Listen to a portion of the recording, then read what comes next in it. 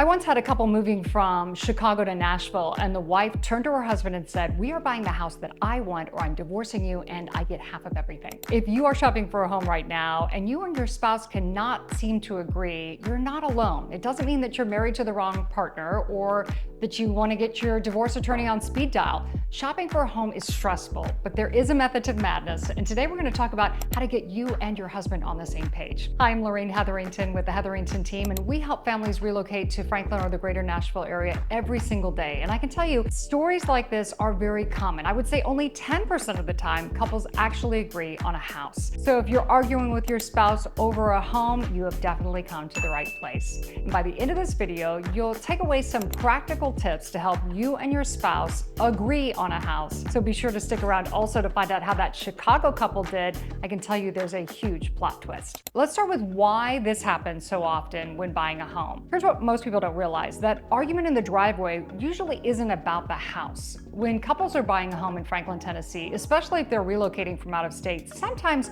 one spouse doesn't really want to make the move, and that's what it's about. They're not only choosing a home in Williamson County, they're making a huge shift in their lifestyle, and they really didn't want that change. Sometimes they like the California weather, but the husband definitely wants to move here because he's sick of the taxes. Sometimes they have very different ideas of what that change will look like, and maybe the wife wants to walk the kids to school and live in a golf cart community, but the husband doesn't want to see a neighbor, let alone have a conversation with one. And if handled correctly, moving is actually an opportunity to reset what both of you want your life to look like. But first, you have to get you and your spouse to agree. We have a saying in real estate that sometimes the art of a great compromise is when neither side gets exactly what they want. Sometimes they're equally unhappy, and then you've reached a great compromise.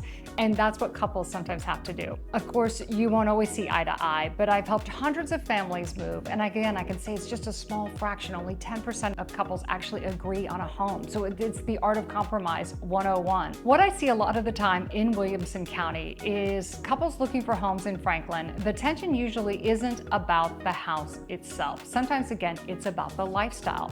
One spouse falls in love with West Haven, which is a darling community. Many homeowners have golf carts and they ride all throughout the neighborhood. It's walkable to the town center, walkable to the local elementary school, and built-in community. Sometimes one spouse wants that, and the other spouse says they want land in Leaper's Fork, 5 acres, a long driveway, and they don't even want to see a neighbor to wave at. Neither of these two parties are wrong, but they have very different versions of what they want their next life to look like in Middle Tennessee. Other times, it's about what daily life should look like. Commutes come into play so often here in Middle Tennessee with our traffic. Maybe one spouse works all the time and he wants a quick drive to 65 to get to work.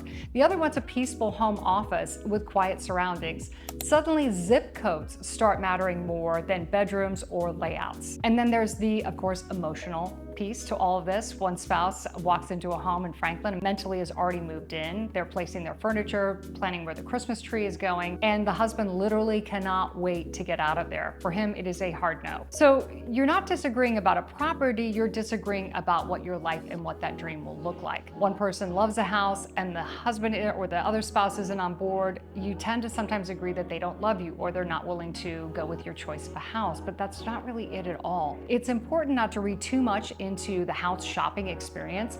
Maybe it's just time to question your spouse and say, what about this house do you not like? And what, if anything, can we change to make this a win-win? Another big area of disagreement is the whole potential versus reality tension. We see this a lot.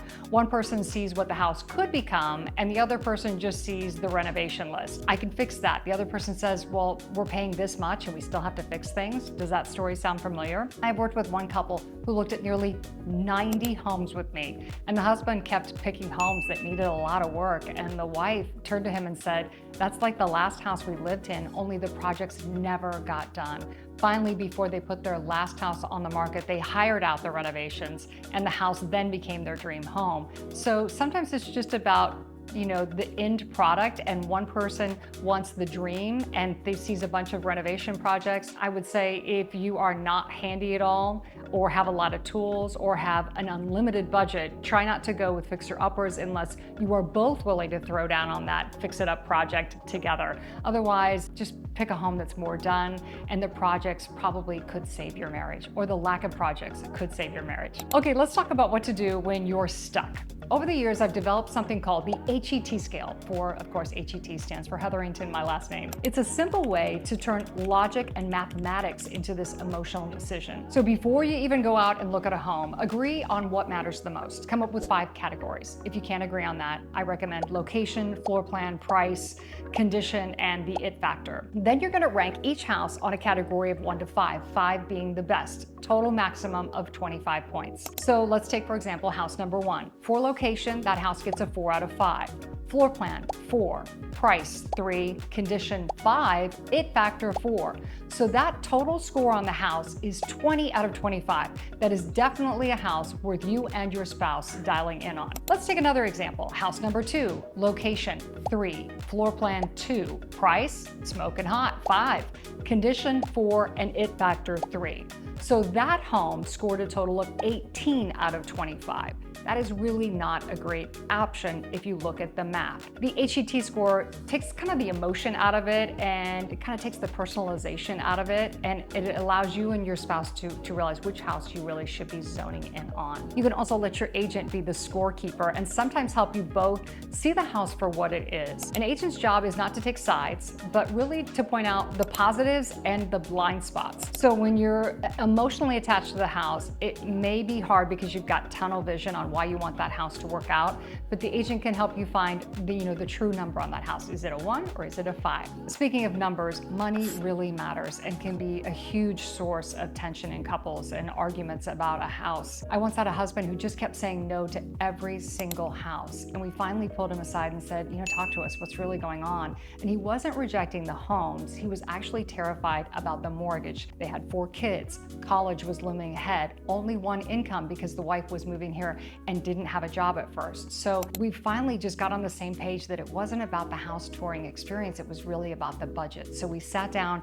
regrouped, reorganized, adjusted their price point, and then we found them an actually perfect home that they still live in today. So the only person who lost out was actually me, the realtor, because they love that house so much. I don't think they're ever gonna move. So talking about price early on in the process is always a good idea and can save yourself a lot of grief on the home tour. So let's hit on how different Franklin neighborhoods fit different couples. If you're considering moving to Franklin, Tennessee, understanding the ecosystem or the neighborhoods early can prevent a lot of these arguments from even starting. Let's take, for example, West Haven. It draws couples who want instant connection and instant community. It's hugely walkable, there's tons of community events, amazing pools and tennis courts. But for someone who values privacy and space, homes in West Haven can sometimes feel a little close together. On the other flip side, Leapers Fork attracts buyers who want space and a slower pace of life. Fieldstone Farms often appeals to families who want strong schools and convenience without the ultra luxury price point. McKay's Mill, a favorite neighborhood of mine, very popular, and it's well priced in the Franklin ecosystem. So if you want to live in Franklin and maybe perhaps close to Lifetime Fitness and grocery stores, McKay's Mill is a great option. Also, Arlington offers larger lots, beautiful custom homes, and it can still keep you within striking distance of Franklin. So before you start dialing in on areas and or homes, I highly recommend just getting in the car with your spouse and driving neighborhoods, or if you're out of state, you can just hop on this YouTube channel. We have lots of videos about different neighborhoods. So if you and your husband are trying to agree on a house, develop a system called the HET scale. 5 categories that are important to both of you, and then score the homes so you can then go through them, and trust me, the better ones will rise to the top. Talk about finances and budgets first. Drive a few neighborhoods or study YouTube videos and narrow down the neighborhoods in general areas first before you get in a car with a realtor. It can help you all get on the same page. Now back to that Chicago couple, the one where the wife said, we're picking my house, or I'm going to divorce you and take half of everything that you own. Well, after days of arguing about those 2 houses in Franklin, we paused the search, and instead of debating which one was better, We talked about what was really important to each one of them, and we actually completely shifted gears and went to Brentwood, to a completely different house. So it really does all work out. We found out that the husband was really just worried about financially, stretching a little too much, and he had a new job, and that's why he preferred the more conservative, cheaper option, which we really understand. So they did find the perfect house once we uncovered the why behind the tension. So if you are relocating to the Franklin or Nashville, Tennessee area, keep in mind very few couples are 100% on the same page. It doesn't mean that you and your spouse are not a great team, but it does mean that you have to be nice to each other, because this is a really stressful time and you need to be willing to give and take with your partner. Yes, it's a home and that's important, but a home is not the end all be all, and a home certainly cannot fix everything. So if you and your family are moving to the Nashville or Franklin, Tennessee area, we offer what's called a complimentary alignment consultation before you even get in the car and start touring homes. The best way to reach me is to just text me. My number is here on the screen, 615-330-0987, or call me and we'll set up a time to really talk about what's important to both of you. If you're out of state, we'd love the opportunity to plan a little bit ahead and figure out when you're coming into town, and we'll block out our calendar to make sure that we have plenty of time to spend with you and find you that perfect house. If this is your first time joining us, we want to thank you so much. We know you have lots of options today, and we're just grateful you spent a couple of minutes with us, and we'd be honored to help you on your journey to find a house here in Nashville if Nashville, Tennessee is in the cards. Thanks so much for watching, and we'll see you next time.